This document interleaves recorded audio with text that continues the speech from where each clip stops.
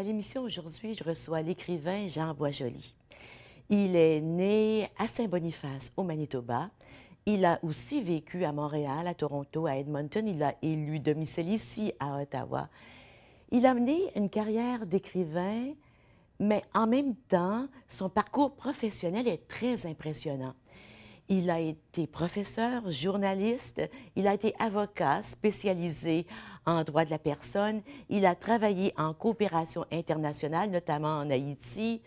Il vient de publier son premier roman après avoir publié beaucoup de poésie, des nouvelles, des articles. Mais dans ce roman qui s'intitule La mesure du temps, il nous fait plonger au plein cœur de l'âme humaine.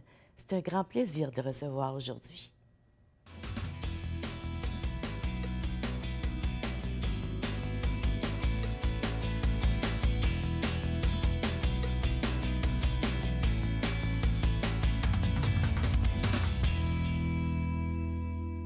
Oui, c'est un grand plaisir de recevoir Jean Boisjoli.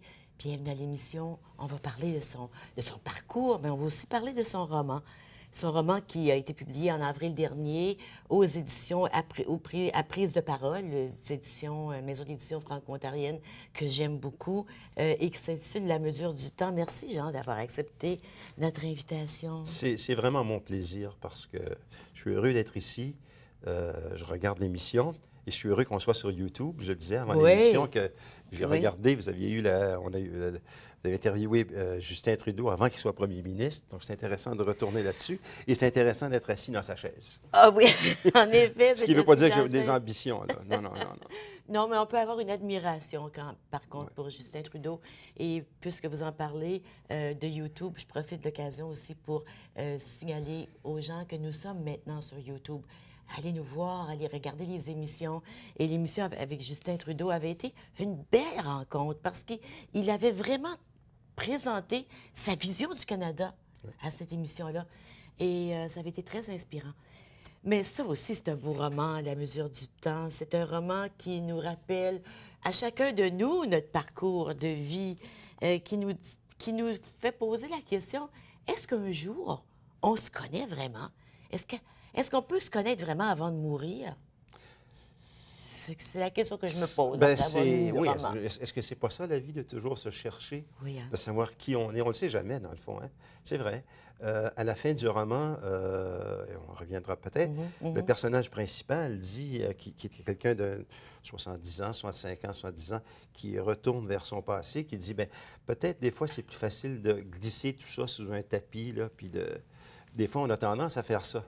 C'est plus facile, mais je pense qu'effectivement, toute la vie qui vaut la peine d'être vécue, c'est un questionnement. Oui. Sinon, c'est un peu plate, hein? Il faut, je ne veux pas dire qu'il faut être cogité puis se casser la tête. Non, Là. mais il faut se questionner. Il faut, Oui, il faut oui. regarder où on s'en va. Puis c'est Mais ça le livre. justement, en parlant, on va commencer par... On peut se tutoyer, Jean? Absolument. On va commencer par cette carrière professionnelle ou ce parcours professionnel très riche. Professeur, ensuite, bien, je pense que tu as quitté le Manitoba. Saint-Boniface, tu avais quoi, 18 ans? 18 ans. Tu es allé à Montréal. Tu as enseigné à ce J'ai moment-là? enseigné au secondaire. J'avais 18 ans, mes élèves étaient plus âgés que moi. Ça, c'était pas facile. Ensuite, je suis allé en radio privée. J'ai commencé à la radio privée à Hull, de l'autre côté de la rivière. C'est comme Ah ça oui, que je suis c'est venu ici la CCH? première fois. Oui, à Ah CKS. oui. Non, c'est 72 rue Laval. Ah, ben oui. Et puis, c'était pas On pareil. a beaucoup d'amis. Oui, oui, il y avait Marc Charbonneau qui était là. Tu connais Plein de Marc? gens, il y a plein de gens Oui, qui étaient il y là. avait, Et ensuite, oui. je suis... Lionel Duval, oui, Charles me dit Lionel Lionel Duval, parce que Lionel Lionel Duval, aussi, Henri Bergeron, Henri qui était de Bergeron. Saint-Boniface Ben comme oui moi. aussi. Moi, je suis venu après, là. Hey! Je Et suis certaine qu'il y a puis- des gens qui sont à la maison qui savent Ouais, leur rappeler des souvenirs. Vermette, Puis- le comédien, Vermette, Oui. bon Dieu, Devlin, Colette Devlin. Bon, on peut passer. Ensuite, je suis allé à Radio-Canada à Edmonton, à Toronto, Ottawa. Puis là, pendant que je travaillais à Radio-Canada, je suis allé à CBC 2 ans, c'est vrai, Ben oui, CBC en Radio plus. News.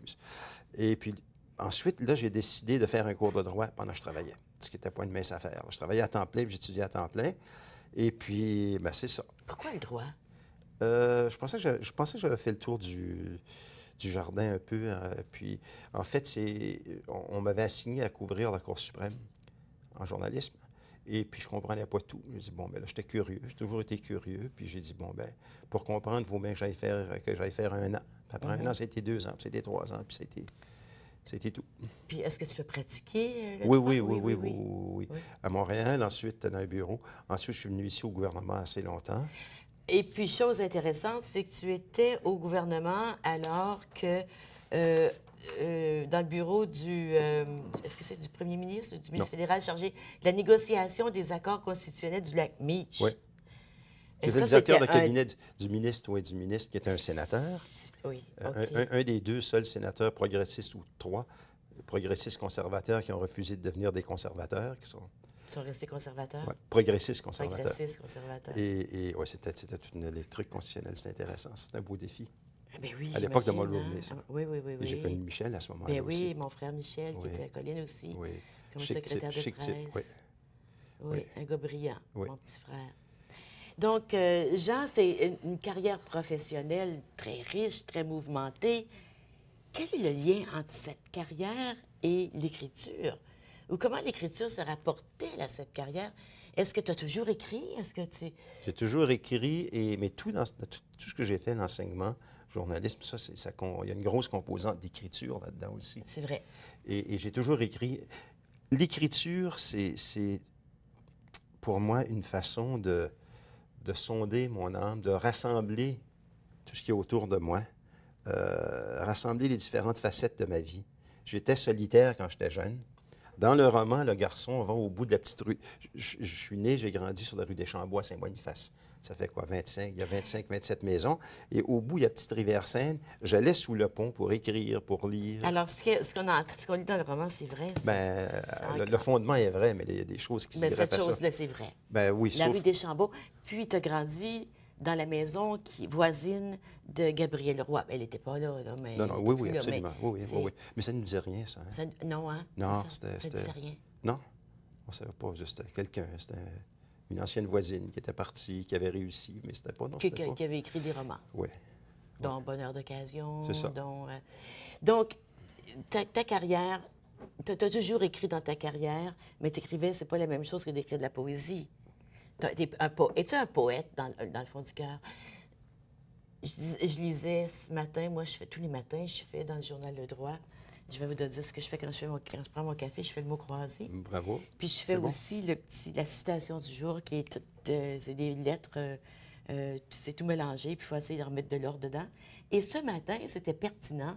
C'est une citation de Victor Hugo qui disait « Un poète est un monde enfermé dans un homme. » Dans une personne, oui, qu'on dirait aujourd'hui. Oui, c'est Ouais. vrai.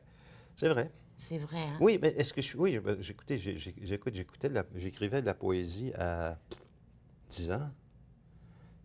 C'était plus intéressant que d'écouter en classe aussi. Là. Et j'écrivais des nouvelles aussi, des petites histoires. Parce que j'étais solitaire. Je me refaisais mon monde comme ça. Et puis, bon, je ne les montrais pas nécessairement aux gens, là, mais c'était pour moi. J'avais ma petite boîte de chaussures, là, puis je gardais ça là-dedans. Puis, Ah oui, hein? ouais. Les as-tu aujourd'hui?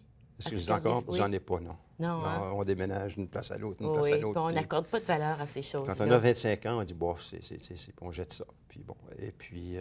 C'est dommage, hein? oui, c'est vrai. Aujourd'hui, j'y pense. Là, puis il y a bien des choses que j'ai jetées. Moi, j'ai gardé des choses que mes fils... Bon, j'ai un de mes fils qui écrit aussi. J'ai gardé des choses, puis il ne le sait pas. Ah oui, c'est Ouais. peut-être la meilleure chose à faire, ça. Hein? Non, c'est vrai. Mais Pour c'est assurer vrai, la postérité de la oui, chose. pour Là. qu'un jour, il le regarde, puis Mais, qu'il se souvienne. Mais j'ai toujours aimé les mots. J'ai peut-être eu ça de ma mère qui cherchait le mot juste. Là. Et puis, mes parents venaient d'un milieu humble, mais on voulait nous dire quand même... c'était une époque différente. On m'envoyait au collège. Mes parents n'avaient pas d'argent, mais mon père était menuisier, genre, là, machiniste. Et puis, c'était l'époque où on pouvait entrer au collège si on pouvait réussir, mais aussi, si on n'avait pas d'argent, mais les prêtres...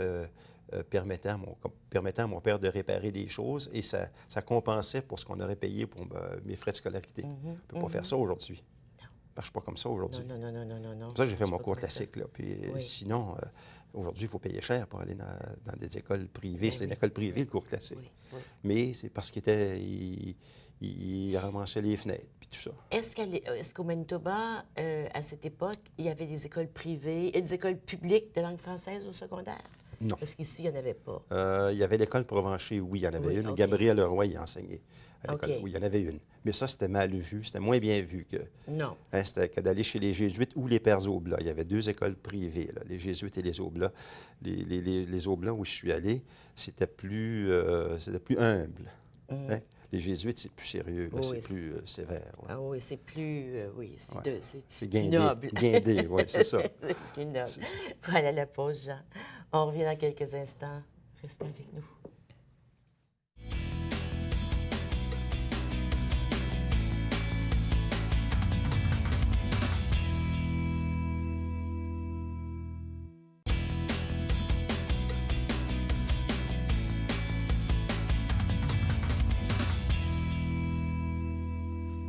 On va parler du roman de Jean Boisjoli. C'est son premier roman, pourtant, c'est pas la première fois qu'on entend parler de lui, mais c'est son premier roman qui s'intitule La mesure du temps. Il est publié à Prise de parole. Moi, je l'ai vu dans les librairies autour d'ici. On peut l'acheter. Et je remercie aussi Prise de parole parce que ils sont très généreux. Ils nous envoient vos livres et puis ils nous recommandent des auteurs. Et c'est des belles choses qui sont publiées à Prise de parole. Bien, vous avez aussi publié au Vermillon, qui est aussi avec Jacques Flamand et Monique Bertoli, publie tellement des belles choses. Parlons de ce premier roman. Comment il s'est créé? Pourquoi un roman? Pourquoi pas un poème? Pourquoi pas une nouvelle? Pourquoi 300 pages, ou presque? Parce que c'est différent, le message n'est pas le même. Dans les recueils de poésie, j'ai des choses d'amour, où je dénonce des situations, la guerre en Bosnie, tout ça. Quand je suis allé en Haïti, il y a tout un de mes recueils qui a été écrit essentiellement en Haïti. Dans ce cas-ci, c'était pour moi l'occasion de faire le point sur ma vie. Donc, on va dire que le personnage principal a des relations avec moi, c'est vrai. La question d'âge, à un moment donné, il faut regarder où on en est rendu dans la vie. Il y a une composante là-dedans, et ce n'est pas la partie principale de l'histoire, mais il y a toute la remise en question de moi-même en tant que Franco. Oui. Franco, dans la trame de l'histoire, là, on parle de la religion catholique et des francophones de Saint-Boniface. Ça va de Saint-Boniface à Montréal, à Paris, à Rome. Hein, c'était ça. Alors qu'aujourd'hui, je pense que le francophone, et c'est ce que Bernard constate à la fin, lui est parti à 18 ans vers Montréal. C'était comme il dit à l'époque, c'était la mère patrie de tous les Canadiens français. Absolument. Là. Mais c'est plus ça. Notre cœur était tourné vers Montréal. Tout. La télévision, Montréal, c'était à nous. C'est ça. Puis on appartenait à Montréal. Alors qu'aujourd'hui, et je vais parler pour moi-même, moi, où j'habite, c'est ici, c'est chez moi, c'est Ottawa. Ça fait longtemps que je suis ici, c'est chez moi. Mes enfants sont ici, tout ça. Mais si je devais déménager dans une autre ville au Canada, j'irais peut-être à Calgary. C'est pas une ville de cow-boys derrière. C'est une très belle ville, là, près des Rocheuses. Ah, oui. J'irais là avant Montréal, probablement. J'aime bien aller à Montréal, là. Mais c'est pas... Je me sens moins bien que je me suis déjà senti. Pourquoi? Qu'est-ce qui est Je sais arrivé? pas. Il y a eu toute la question nationaliste. Comment toi t'expliques ça? Moi, je pense que ça n'a plus d'attrait. Montréal, c'est plus... Premièrement, il y a le mouvement vers l'ouest, démographique et économique. Hein, vers Vancouver, c'est une ville superbe. Là. Ma sœur aînée habite Victoria. Chanceuse. Il n'y a pas de neige. Oui. Et puis, non, Puis il y a des belles fleurs. Des belles fleurs. Elle m'appelle en février, puis elle me dit du jardin de moi. Tu sais, j'ai travaillé avec mes fleurs. Je dis, bon, rappelle-moi demain. Oui, rappelle-moi quand la neige va fondre ici. Mais oui, c'est vrai. Mais l'attrait n'est plus le même. Je pense qu'il y a un certain pessimisme aussi au Québec. Hein. C'est plus la même chose. Il y a une morosité. Une morosité. Qu'on ne sent pas à Toronto. Bon, je retourne à Winnipeg à la fin du mois. On m'a invité et je vais revoir ça. On m'a invité pour lire des passages du livre à la Maison Gabriel Leroy. Il y a du monde là. Bon. Et j'y suis retourné il y a 2 ans, mais j'y retourné assez souvent, pas moins souvent que depuis que mes parents sont morts, il y a un certain nombre d'années.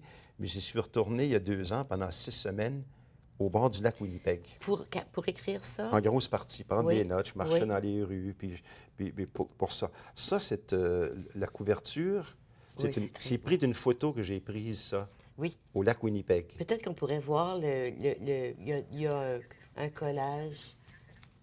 Charles me dit de garder le livre ici parce qu'il veut le montrer. Mais ensuite de ça, on va montrer la mosaïque. Euh, mais quand tu disais, Jean, tout à l'heure, que des- quand tu vivais à Saint-Boniface, puis de Saint-Boniface, il y avait Montréal, puis après ça, Montréal, il y avait Paris, puis après ça, il y avait Rome. C'est ça. Paris pour le français, Rome pour la religion, puis les deux s'en venaient, puis c'est comme s'ils se joignaient ici, puis ça faisait un. Mais on se sentait membre d'une grande famille. Oui. Les gens qui étudiaient chez les Oblats à Saint-Boniface, et puis chez les Oblats à Sudbury, ou c'est les Jésuites à Sudbury, je pense, puis chez les Jésuites à Montréal ou à Ottawa, on apprenait tous la même chose en même temps. Oui. On connaissait, les professeurs se promenaient d'une école à l'autre, on pouvait aller d'une école à l'autre. Ce qui faisait qu'il y avait des liens. Aujourd'hui, est-ce qu'on n'est pas tous un peu seuls? Toi qui as travaillé comme journaliste à Radio-Canada, à CBC, comme avocat, tu es francophone, de travailler à travers le Canada. Est-ce que tu trouves pas qu'on est un peu tous isolés comme dans des silos aujourd'hui? Les francophones? Oui. Mais je pense qu'on est plus ouvert aussi sur les autres groupes.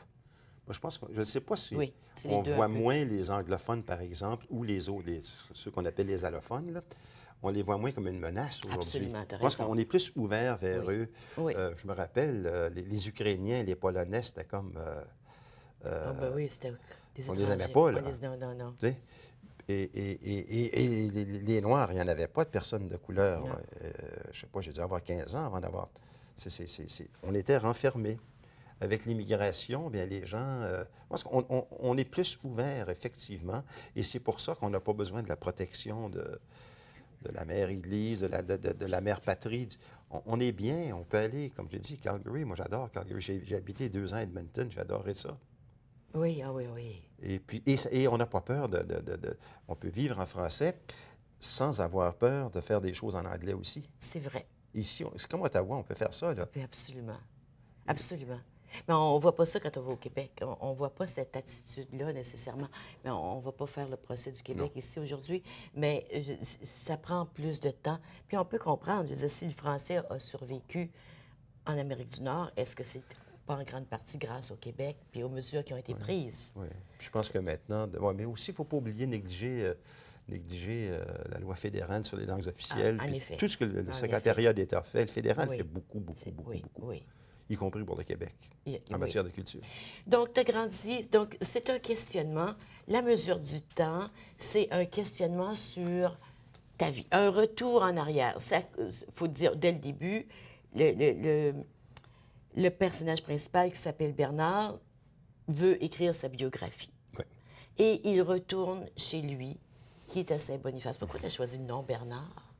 C'est Ça drôle. m'intéresse toujours pourquoi les écrivains choisissent des noms. J'ai commencé par Louis, Ah oui? mais je suis arrivé à la toute fin, puis il parle de Louis Riel. J'ai dit, ben non, ça va créer une confusion. Louis Riel, puis on va dire, bon, là, il y a des gens qui vont trouver un symbole qui n'est pas là. Oui. Puis là, je dis Bernard, puis j'ai un cousin qui s'appelle Bernard, j'étais allé, je l'avais vu l'an dernier, je suis allé à Vancouver, Victoria, voir ma soeur, j'ai vu mon cousin Bernard. Je dis, ben, tiens, Bernard, mon Bernard a l'air d'un Bernard. J'ai pris Bernard, c'est un nom inoffensif, ça va blesser personne. Puis,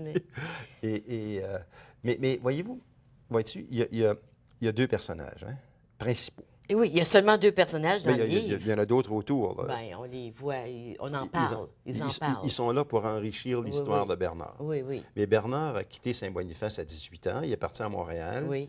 Il s'est marié, mais c'était juste pour entrer dans la haute société montréalaise. Là. On devine qu'il n'a jamais aimé sa femme. Bien, c'est comme une évident, porte d'entrée. là. C'est une porte d'entrée. OK. Ils se sont tolérés toute leur vie. Puis lui, il est devenu un gars assez prospère dans le domaine des communications, planification stratégique. Marjolaine, lui, a peut-être 45 ans à ce moment-là. Elle a 22 ans, a fini son cours de l'UQAM. Elle va travailler pour lui, puis bon, Elle devient sa maîtresse. Ça Est-ce marche. que c'est autobiographique? Non. Non. C'est pas de mes affaires, ça.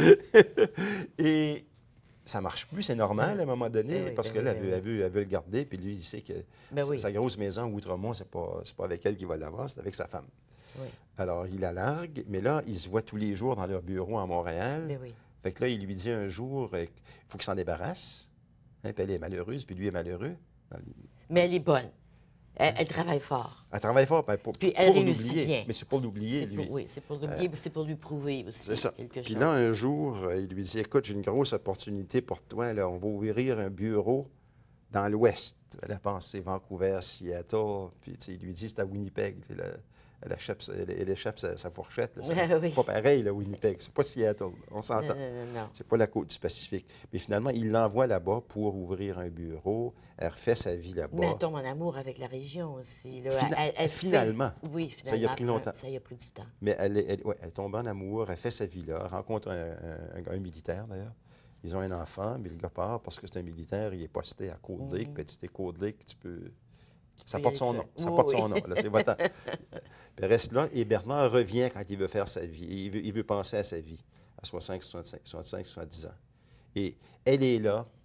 Il y a deux raisons. Ça y prend quelqu'un. Dans le roman, ça prend quelqu'un pour conter l'histoire Bien, aussi. tout le temps du roman, on pense bien que c'est bien parce qu'il voudrait que ce soit elle qui rédige les Il premières lui dit au notes début. Il lui dit au début, de ouais. son Ouais. autobiographie. Ouais. Mais on se rend compte, avec la progression du roman, qu'il y a d'autres raisons. Ouais. Il y a une autre raison, au moins, pour laquelle il a demandé Il faut- à Marjolaine d'y être. Il faut qu'il se fasse pardonner, Oui, entre autres. oui. Parce qu'on se fait pardonner. Pourquoi est-ce qu'on s'excuse auprès des gens? Je sais pas. C'est pour se c'est pas- sentir mieux soi-même, hein, c'est pour ça. Oui, On fait nos amendes, là. Et c'est ce qu'il dit, hein.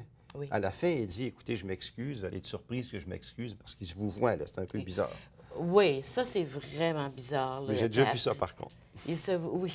Ils se vouvoient, ils ont été des amants, ils ont travaillé ensemble, puis ils se vouvoient tout le temps. Elle aussi, mais c'est parce que son père, elle, il n'était plus dans le portrait. Donc, c'est peut-être c'était peut-être, elle voyait peut-être en lui son père aussi, Ah bon, son père peut-être. amant. Là, son... Mais jamais je croirais qu'elle vous voyait son père, mais peut-être. Oui, Moi, elle j'ai est pas. vu. Mes filles ont vouvoyer. toujours tutoyé mes parents. Moi, je les ai toujours vouvoyés. Oui, ça fait drôle, hein, ça. On s'en va à la pause, on revient tout de suite. C'est vrai. Moi, ça fait drôle.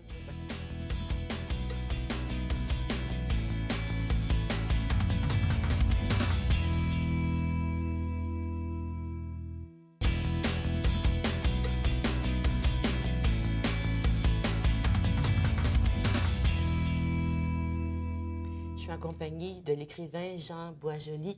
Il vient de publier un roman qui s'intitule La mesure du temps. Vous pouvez l'avoir, bien sûr, partout, dans les maisons d'édition, sur Internet, Amazon, Archambault, Librairie du Soleil et toutes les autres. Mais c'est publié ici en Ontario à Prise de parole. Jean, tu as élu domicile ici à Ottawa. Tu te sens bien à Ottawa. Le roman, par contre, c'est un retour, c'est en partie autobiographique, c'est un retour dans ton enfance, dans tes racines. À la fin, ben, j'aime pas dire à la fin de la vie, parce que ni toi ni moi, j'espère qu'on est à la fin de notre vie, mais on est plus proche de la fin que du début. C'est important de retourner, de refaire, d'examiner notre vie. C'est important? Je pense que oui. Il ne faut pas faire du misérabilisme et puis toujours Non. ce nombrilisme non plus. Là. Se regarder le nombril, mais je pense qu'il faut effectivement savoir où on s'en va périodiquement, tout en vivant dans le fameux moment présent, là, mais il faut regarder où on est allé. Oui, dans le moment présent, il y a aussi le passé qui vit. Absolument. À moins là. que si on en a pris conscience, il va s'éliminer peut-être ou il va peut-être jaillir autrement. Où le passé va influencer sur le présent, c'est sûr, oui. Oui. Absolument. Il y a quelque chose de nouveau dans beaucoup de centres pour les personnes, les aînés. Il y a cette nouvelle activité, j'écris le récit de ma vie. Et c'est tout un... Puis c'est supposé d'être très thérapeutique parce que c'est justement ce que les gens font. Ils retournent dans leur passé et rien qu'à reprendre conscience de certaines choses, ça peut guérir ou ça peut nous faire comprendre d'autres aspects de notre vie, des choses qui sont arrivées. Est-ce que toi, quand tu es retourné dans le passé, Ce que j'ai toujours dit, c'est que celui-là, j'en ai écrit d'autres avant, là, oui, celui-là, il fallait que je me le sorte du corps ah oui, avant d'en faire un autre. Là, j'en ai deux autres sur les tableaux, là, mais celui-là, il faut que je me sorte du corps. Fallait que je le sorte. Il fallait qu'il sorte de mes tripes. Là. oui, C'est mon affirmation personnelle, c'est regarder en arrière. D'une certaine façon, une réconciliation avec mes parents. J'ai trouvé récemment, euh, parce qu'elle me l'a donné, un carnet que ma mère avait donné. Ma mère est morte il y a 10 ans. Carnet, ses pensées quotidiennes. Elle écrivait des choses. Puis à un moment donné, parce que nous, mes parents étaient à Saint-Boniface. J'ai une sœur à Victoria, une sœur sur la baie Georgienne, un frère à Winnipeg, puis moi aussi. OK. Puis à un moment donné, dans une entrée, ma mère a écrit ce qui me fait le plus de peine au monde, c'est que je ne vois pas souvent mes enfants. Et je me rappelle qu'elle me disait ça, elle nous disait ça. Puis ça me. Je disais, ben oui, mais ma vie est ici, moi, tu sais. Puis aujourd'hui, ça me fait de la peine un peu. Et ça fait partie de tout ça, là. Oui. Je le dis pas oui. là-dedans, ça. Non, non. Mais c'est retourner en arrière. Puis des fois, je me dis, j'ai peut-être, à cause de ma carrière, à cause d'autres choses, peut-être négligé mes parents, et je suis drôlement chanceux que mes deux filles ne me négligent pas comme ça. Oui. Oui, c'est vrai, hein? Et moi, ça me pousse à m'occuper de plus mes enfants que peut-être je l'aurais fait autrement. Oui, parce que tu en as pris conscience de cet épisode de ta vie, cette lacune peut-être que toi, tu te considères comme une lacune, mais c'est sûr, si ta mère l'avait pas écrit, si elle te l'avait pas dit, tu l'aurais pas su non plus. Oui. Tu sais, donc, c'est l'honnêteté, l'authenticité des relations est importante. On le voit là-dedans. Tu as fait une mosaïque que tu as envoyée aussi dans les médias pour qu'on puisse comprendre le roman. On va regarder ensemble. C'est un collage et voici. Alors, tu nous dis ce qu'on voit ici. Si on commence en haut à gauche, bon, c'est le roman. On va ensuite, il y a les rochers au bout de la plage Albert au lac Winnipeg. Lac Winnipeg fait 400 km de long, 440 km. Oui. C'est un gros lac, là. Oui, On l'oublie, oui. là. Et puis, ça, c'est à la plage Albert, c'est la plage des francophones. La plage la moins commerciale, la plage, vraiment, c'est là qu'on allait l'été. Mon père, des fois, allait louer un chalet. À la droite, ça, c'est Jack Kerouac avec son chat, Ben oui. parce que j'en parle dans le roman. Oui. Ensuite, en dessous de ça, ben, c'est l'esplanade de Louis Riel qui sépare Winnipeg et Saint-Boniface, Ça, de quoi tu sors de la, à gauche, là. la gauche? À gauche, en bas du lac Winnipeg. En bas du lac Winnipeg, OK. OK. Oui, Ensuite, oui, à oui. droite, à droite, c'est la devanture de... Charles, on va regarder ici. Je vais La peut-être devanture être capable de la cathédrale de Saint-Boniface. À gauche, Ah, c'est la cathédrale, ouais, oui. qui a brûlé en 1968, puis on a gardé la carcasse. Ah, C'est c'est superbe. bien, C'est c'est superbe. beau. À gauche, c'est le lac Winnipeg. En bas de ça, il y a la tombe de Louis Riel. À gauche, c'est André Malraux, dont je Oui, parle. oui. On va tout à fait en haut, à droite, au haut du stop, il y a un stop. Là. À droite, c'est Gabriel Leroy. Oui. Ensuite, à droite de ça, c'est la petite Maison Blanche où j'ai On grandi. t'a grandi. À droite, où on voit presque pas, c'est la maison de Gabriel Leroy. Ensuite, il y a le collège de Saint-Boniface, Dostoïevski.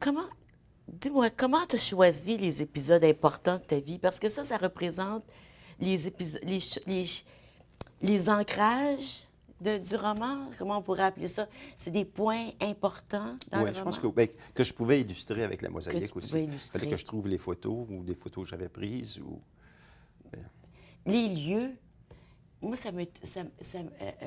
plus j'avance dans la vie, plus je me rends compte de la vie qui existe dans un lieu, de la mémoire d'un lieu.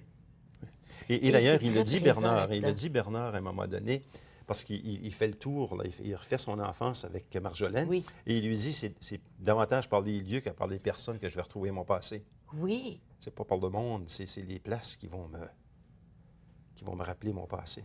Le lac Winnipeg, tout ça. Là. parce que quand il arrive dans certains endroits, il revit automatiquement. Est-ce que ça t'est arrivé? Est-ce que c'est tu l'as imaginé pour le livre ou ça t'est arrivé quand tu es allé? Ben, il y a des grands bouts que j'ai imaginés, c'est sûr. Là.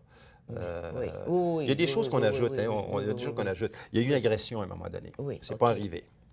Mais c'est arrivé à bien des garçons, ça. C'est pas arrivé à toi, Non. l'agression qui Mais qui arrive. c'est arrivé à bien des garçons, là. Oui, Et oui. c'est assez... ça, c'était délicat, écrire ça. Oui. Sans que ça soit vulgaire ou tout ça, là. Oui. Mais il fallait que ça détonne avec tout le reste. Tout le restant est plutôt beau, là. Oui. Mais là, il fallait que ça frappe, là. Bien, plutôt beau. Le petit garçon, il n'a pas toujours la vie facile, là. Non, avec son père qui est... Son père, est-ce que c'est ta relation avec ton père? Non. Non. Alors, c'est pas entièrement autobiographique. Non. On peut pas dire je connais Jean Boisjoli quand j'ai lu ça. On connaît peut-être les grandes lignes. Oui. Mais, donc, l'agression et l'agression, c'est l'agression sexuelle. Et c'est l'enfant qui se fait garrocher dans une situation où tout va être correct, mais finalement, c'est pas correct pantoute, là. Puis c'est un oncle qui prend avantage de lui, mais il s'affirme. Le garçon. Le garçon, il pense que oui. s'affirme Oui. à ce moment-là. Oui. Ce qui lui permet que ça n'a pas eu tant de séquelles que ça chez oui, lui. au contraire. Mais moi, Oui. je dirais plutôt qu'il dit... D'ailleurs, il le dit, hein, parce qu'il est assis sur la plage avec Marjolaine. Oui. Et il se rappelle ce qui lui est arrivé sur la plage après l'agression. Là, il s'est rendu sur la Oui. plage avec la couverture de l'armée du salut, du Army Surplus. Là. Et il dit, à partir de ce moment-là, j'ai décidé que j'allais parler aux gens quand j'aurais envie de leur parler. Je ne vais plus verser de larmes, sauf quand j'aurai envie de le faire, et ça va être des larmes de joie. Je ne vais pas me montrer, là. Et c'est comme ça qu'il est, Bernard, avec toutes les femmes. Hein, et il le dit à la fin, là, puis il n'a jamais parlé ouvertement aux gens, ce gars-là. Non. Il s'est renfermé sur lui-même. Il n'a jamais été capable de partager ses peines avec quelqu'un. Est-ce qu'il ne pouvait pas, après ça, il revient à la maison, il peut pas le dire à son... Il a essayé de le dire à son père est parti à rire. Oui. Sa mère... Sa mère lui a dit... Elle n'a rien dit, sa mère. Elle regardait, puis oui. alors il est parti avec son calepin, ses choses, sous le petit pont des trains, aller voir ses meilleurs amis qui étaient quoi? 3 castors. Oui. Les castors. C'est drôle parce que tu as un poème sur les castors, hein, ici. On va aller à la pause. Au retour, on parle justement de la présence des castors. Est-ce qu'il y a dans votre vie un animal qui a été pour vous un confident? Lui, un castor, c'est assez spécial. Hein? Restez avec nous. 2 castors. 3.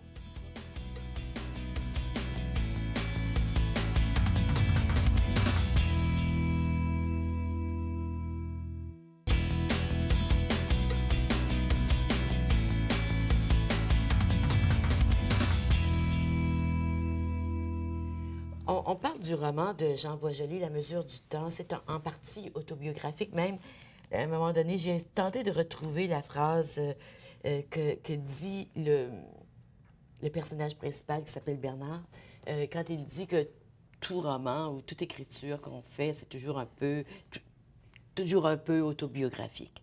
C'est un peu autobiographique, mais pas complètement. C'est ça. L'épisode du viol du jeune garçon par un prêtre qui était son oncle a eu comme effet sur le jeune de décider que lui, il n'allait pas pleurer parce que les adultes n'allaient pas le consoler et il n'allait pas donner sa confiance à des personnes qui ne l'écoutaient pas, de toute façon. Hein? C'est ça, il n'allait pas pleurer. Je sais que c'est pas un épisode réel, ça ne vient pas de ta vie, mais est-ce qu'il y a eu dans ta vie des moments où tu t'es dit, non, moi, là, les adultes, je ne leur fais pas confiance et à partir de maintenant, je ne vais pas leur donner satisfaction ou je ne vais pas pleurer? Je ne crois pas qu'il y ait eu un incident précis. Je pense que comme j'étais solitaire de nature, je n'allais pas m'ouvrir de toute façon. OK. Premièrement, je suis très gêné. Deuxièmement, je préférais effectivement, dans le roman, l'exemple dans le roman, après l'agression, le garçon, il ne peut pas en parler à son père. Son père part à rire quand il revient à la maison avec son oncle qui l'a agressé. Son oncle, il dit essentiellement, le petit a eu un rhume, c'est une vraie petite fille, quelque chose comme ça. Son père part à rire. Bon. Puis ils vont boire des bières en arrière dans le cour. La mère ne sait pas comment réagir. Alors, il s'en va le long de la rivière Seine, sous le pont des trains. Et, On va voir ses castors. Il y a 3 castors qui sont ses amis. Et Est-ce que tu avais vraiment des castors il y avait, dans ta vie? il y avait un barrage de castors, là. Oui, hein? Mais c'était pas mes... Ben non. J'aurais jamais parlé, là. Non. Et d'ailleurs, c'est parce qu'il leur donne des noms, des noms des fils d'un roman de Dostoïevski. Oui. Les Et frères Karamazov, oui. Karamazov. Et puis, parce que ça démontre que c'est les seules personnes à qui il peut parler. Oui. Il a parlé à une religieuse quand il était jeune.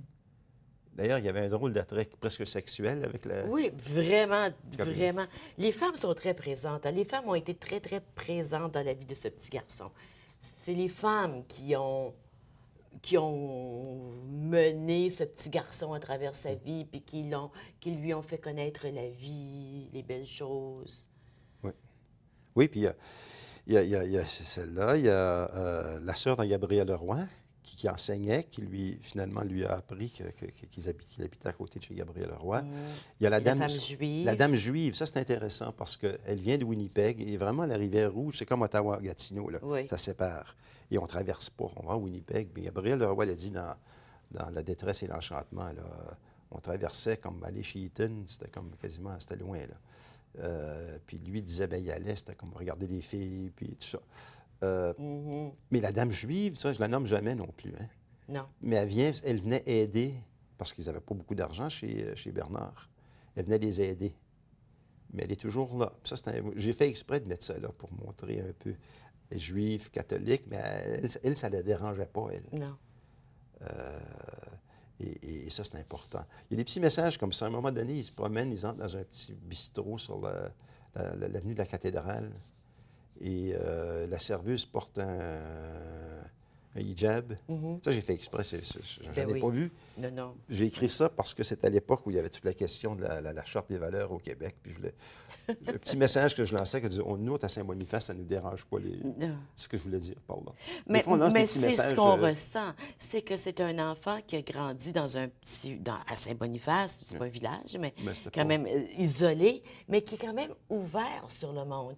Et qu'est-ce qui l'a ouvert sur le monde? C'est beaucoup les personnes qu'il a rencontrées et les lectures Les qu'il a lectures faites. que sa mère On lui peut a. voyager, on peut connaître l'autre à travers nos lectures. Et sa mère l'a initié parce qu'elle voulait sortir de la maison, parce que Oui. son père, bien, il était plate. Quand il était là, il le dit, quand il était là, il n'était pas là, essentiellement, c'est ça.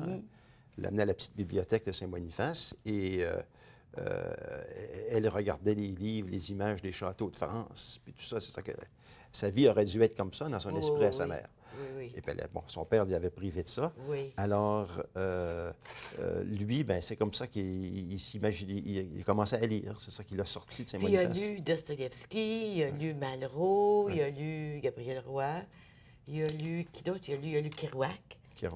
Ça, c'est rendu au collège, ça. Ça, c'est rendu au collège, Ouais. oui. Mais non. Et Mais ça, il a je veux dire, lu- Dostoïevski, je l'ai lu à 13 ans. Ah Donc ça, oui? j'ai copié, j'ai triché, là. Ça, c'est autobiographique, mais bon. Qu'est-ce que tu as lu? Qu'est-ce que tu lisais de Dostoïevski? C'est pas facile de lire Dostoïevski, là. Crime et châtiment, tout Crime et ça. châtiment. C'est parce que ce qui arrivait, c'est que la rivière Seine est là, la rue des Chambois est là, puis la cathédrale est là. Puis j'ai commencé parce que je voulais pas aller à la messe. Fait que là, je faisais un détour, puis j'allais sur le pont des trains. Puis après 1 heure, mais là, je retournais à la maison, puis je disais que j'étais allé à la messe. Alors, mais, tu sais, c'était plus Mais intéressant. tu lisais Dostoïevski. Oui. Ah, c'est quelque chose, hein? Ben, Quand tu lis, qui est ton écrivain, ton préféré? ça dépend des années. Ça dépend. Steinbeck, Philip Roth aux États-Unis. Poliquin, j'aime beaucoup Daniel Ah, Poliquin. Daniel C'est un chic type en plus, là, Oui, oui. mais Oui, c'est un bon écrivain. j'ai rencontré, j'ai eu une entrevue, c'est une belle... Parce que lui aussi, comme dans ton livre, lui aussi retourne dans son passé. Il parle beaucoup de la Basse-Ville, et puis les lieux ont une mémoire. Oui. Il y a beaucoup, quand il arrive dans un lieu, par exemple, je me souviens plus dans quel de ses romans, mais il entre dans une maison sur dans la Basse-Ville qui est devenue une maison d'ambassade. Une ambassade, en fait. Puis lui, il voit la famille qui vivait là avant, là, avec toutes les histoires de famille. Puis c'est comme ça dans ton livre aussi. Tu pénètres dans un endroit et il y a un monde qui se met à vivre. Puis il n'est plus là, ce monde-là. Là. Mais toi, tu le vis encore. Puis je pense que si on fait l'exercice, tout le monde, c'est un petit peu comme ça aussi. Hein? Ça en prend conscience. Je pense que oui. Je pense que le défi, c'est un peu de justement prendre le temps pour pour trouver ça. Oui, De prendre le s'arrêter, temps de... s'arrêter, puis dire, bon, ben qu'est-ce qu'il y a derrière ça? Mhm. Qu'est-ce qu'il y a derrière ça? Et puis... Quand on va aller à la pause. OK. Au retour, j'aimerais que tu me parles des femmes. On en a parlé un peu, mais les femmes, l'amour, les femmes dans ton roman, c'est très présent. Puis aussi, dans ce très beau recueil de ça, de là, pareil, il y a beaucoup de poèmes qui sont pour des femmes là-dedans aussi, mais qui sont écrits un peu partout à travers la planète. Je ne sais pas si c'est des endroits où tu es vraiment Ouais. allé, tu les as écrits dans ces endroits-là, les Ben, poèmes. je suis allé, oui. C'est très beau, hein? Merci. On va à la pause et au retour, on parle d'amour et de femmes. Merci.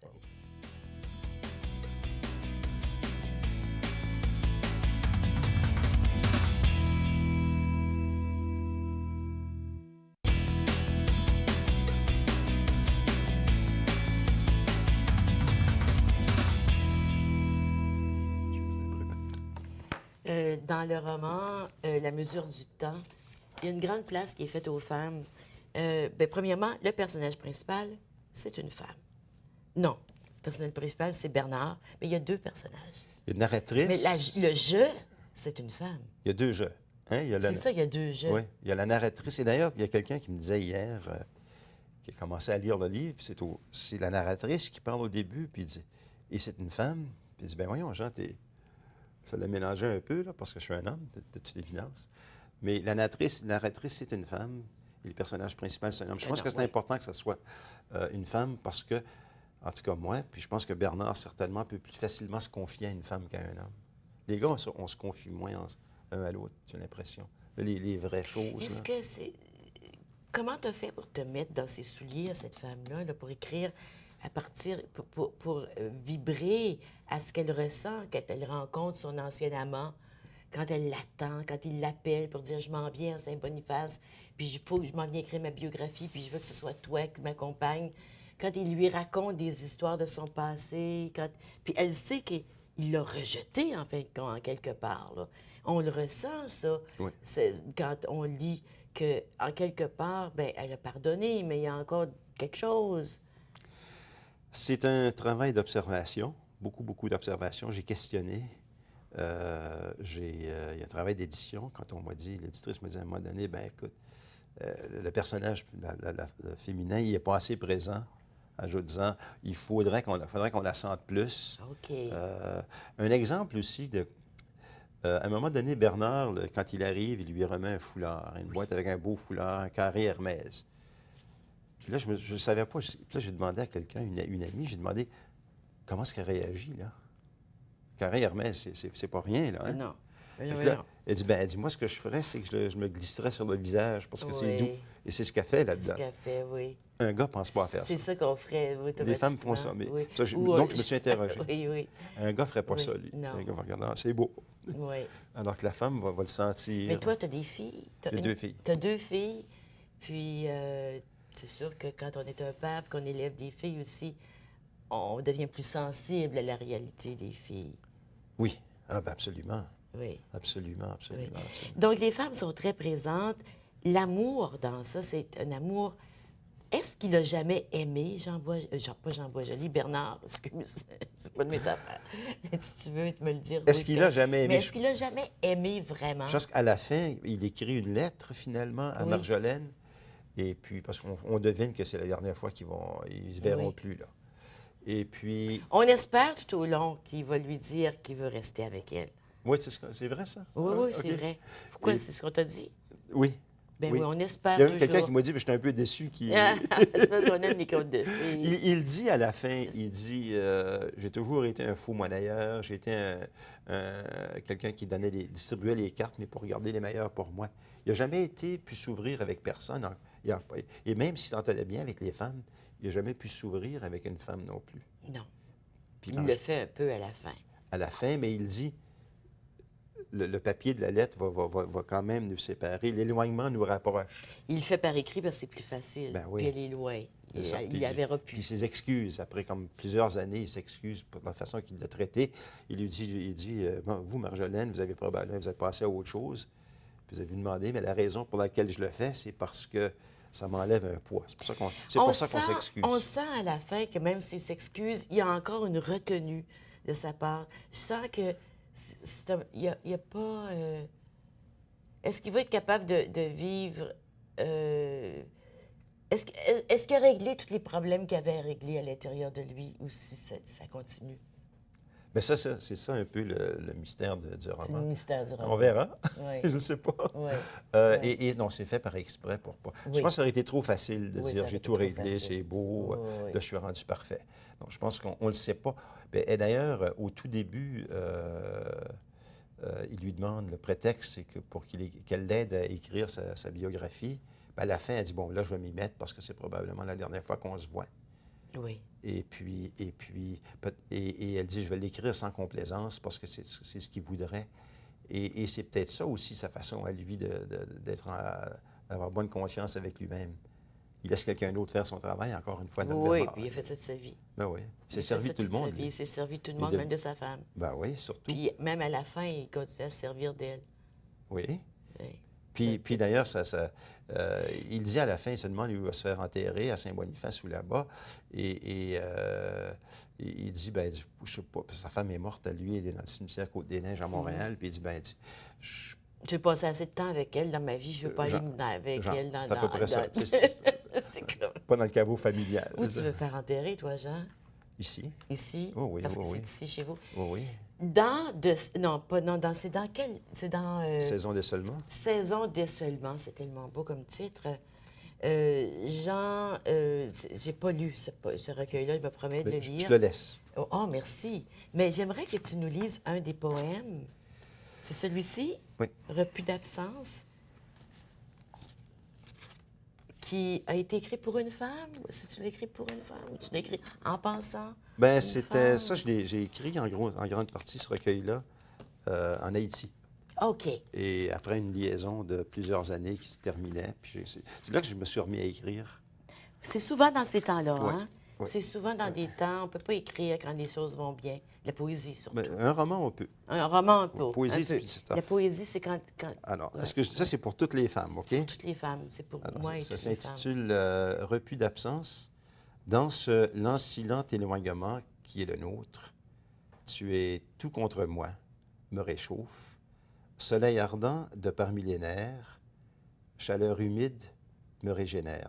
Tu tangues sur frisson ma peau baccante chair, moulant chair contre chair. Une fleur moite roucoule, sur ton souffle naissent accents de printemps. Chant de sirène fidèle au vent lascif, tendent des lèvres, offre le regard. Mes veines disent que tu es mienne, un vent austral coule en mes os, murmure de redoux que je t'aime. Hier j'étais en toi, je le demeure, souvenirs heureux de retrouvailles, je suis repu de ton absence. Oh, c'est beau, être repu de l'absence de quelqu'un. Voilà.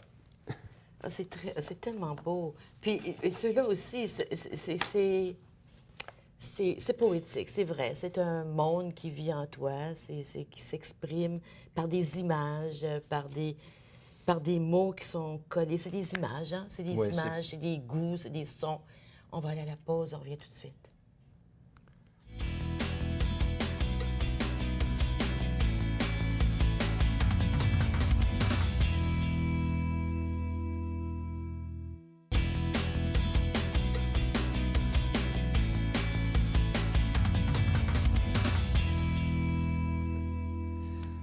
On n'a même pas 2 minutes qui nous restent à l'émission. Je veux te remercier d'être venu nous rencontrer aujourd'hui, Jean. Lire ton livre, c'est vraiment une joie, c'est un plaisir. J'ai beaucoup aimé. C'est vraiment aller dans le creux de soi-même parce qu'on se reconnaît là-dedans. C'est pas les mêmes images. Toi, tu as grandi à Saint-Boniface, moi, j'ai grandi à Eastview, à Vanier. Mais on a tous un castor dans notre vie. On a tous une petite rivière. On a tous quelqu'un qui a refusé d'écouter notre peine. On a et en fin de vie, est-ce qu'on peut dire que tu es en fin de vie? On est en fin de vie. J'espère que non. Non, mais c'est comme... à un moment donné dans notre vie, quand on vieillit, c'est bon de retourner dans le passé. Absolument. absolument. Puis Comment tu te sens après avoir écrit ce roman-là? je me sens très, très bien. Il fallait que je le sorte et il est bien reçu. Oui, que la critique du Devoir, entre autres, hein, c'est une critique très élogieuse. La dernière phrase, je vais la lire parce que ça résume vraiment le livre. Ça dit que c'est un kaléidoscope qui permet de réinventer le monde. La fiction peut aussi parfois servir à se réconcilier avec tous ses passés. C'était ça l'idée. Et Je pense que c'est réussi. Puis tu vois, j'avais pas vu la critique du Devoir quand je t'ai dit que c'est comme ça que je me sentais moi aussi à l'égard de ce livre-là. C'est que ça nous permet à nous aussi de rentrer dans notre vie, dans notre passé. Merci beaucoup, hein? Ben, c'est très généreux de m'avoir accepté ici. Ben, tu vas revenir, hein? J'aimerais bien, j'espère. OK. Merci à vous aussi d'avoir été avec nous. Je vous souhaite une belle fin de journée, puis je vous souhaite tout l'amour du monde. À demain. Merci, Jean. Merci, ça fait plaisir.